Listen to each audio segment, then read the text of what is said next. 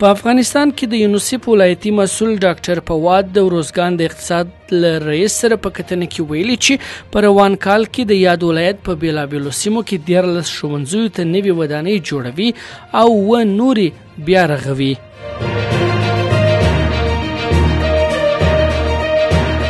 پیښو ته د رسېدو په چارو کې د دولت وزارت ویاند وایي چې د لومړنیو معلوماتو په اساس بغلان، تخار، بدخشان، سمنګان، فاریاب، هرات او غور ولایتونو کې د سیلابونو له امله شاوخوا 50 تنو خپل ژوند له لاسه ورکړی او له 100 زیات ټپیان سوي. د نوموړي په وینا د یادو سیلابونو له امله یو شمېر کورونه هم ویجاړ سوي او شاوخوا 100 جریبه کرنیزه ځمکه تخریب سوې ده.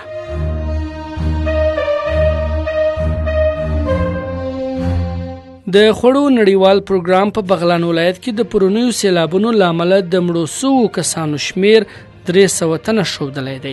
په افغانستان کې د خوړو نړیوال پروګرام لخوا د ورکړل سوو شمیرو له مخې په دغه ولایت کې د سیلابونو له امله له 100 زیات کورونه ویجاړ سوي دي.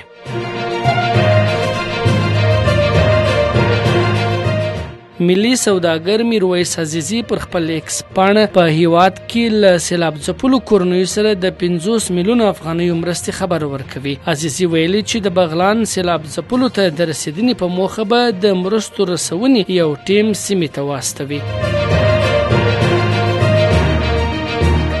په کابل کې د جاپان سفیر تاکایوشي کورومایا د کرنې اوبو لګونې او مالدارۍ وزارت د کرنې او مالدارۍ له مرستیال سره کتلي دي. د کرنې اوبو لګونې او مالدارۍ وزارت په یوه خبرپاڼه کې ویلي چې په دې لیدنه کې د هیواد د کرنې او مالدارۍ د پراختیا لپاره د جاپان د همکارۍ په تړاو خبرې اترې شوې دي.